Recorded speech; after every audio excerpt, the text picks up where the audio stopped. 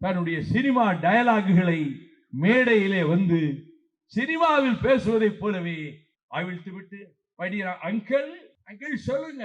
என்னையா அங்கிள் கிங்கிள், நீ என்ன சினிமாவில் நடிக்கிறியா? மக்கள் மன்றத்துக்கு வந்திருக்கிற, யாரை சொல்லுகிறாய்?